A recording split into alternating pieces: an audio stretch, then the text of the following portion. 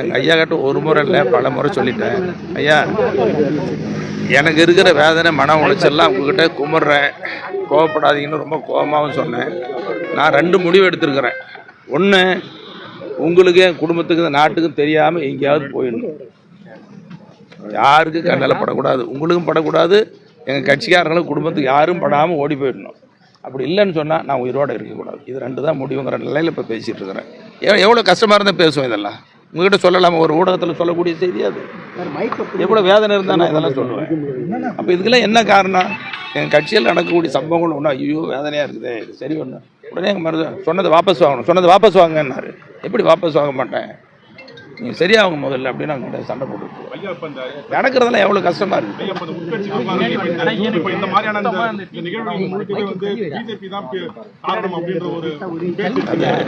ஒன்று நீங்கள் மனசில் வச்சுக்கோங்க, இந்த பிரிவினைக்கு அல்லது பிரச்சனைக்கு ஜி.கே. மணி காரணம்னு சொல்கிறது அல்லது மற்றவங்க காரணம்னு சொல்கிறது, இன்னொரு அரசியல் கட்சி காரணம்னு சொல்கிறதெல்லாம் எப்படி ஏற்றுக்க முடியும்? சரியாக இருக்கு. ஒன்று, எங்கள் மருத்துவரையை 45 ஆண்டு காலமாக அரசியல் பண்ணவர், அவருக்கு எவ்வளோ விவரமாக இருக்குன்னு விவரம் இல்லாதவரை. அதே நேரத்தில் சென்னை அன்புமணி மத்திய அமைச்சராக இருந்து சாதனை படைத்தவர், அரசியல் அனுபவம். அவங்க 2 பேர்த்துக்கு யாராவது சொல்லியா தெரியணும்? யார் சொல்லியும் இப்படி பிளவு இல்லை, அதெல்லாம் காரணம் இல்லை. ஏதோ சந்தர்ப்ப சூழல், சில நிகழ்வுகள் இப்படி நடந்து விட்டது, அதை நிகழக்கூடாது. அதை நிகழ்ந்த நிகழ்வை, அந்த நெருக்கடியை தீக்கணும், ஒற்றுமைப்படுத்தணுங்கிறது தான் எல்லாருடைய முயற்சி, தீவிர முயற்சி. அது நடக்குன்னு நம்பிக்கையோடு இருக்கிறோம்.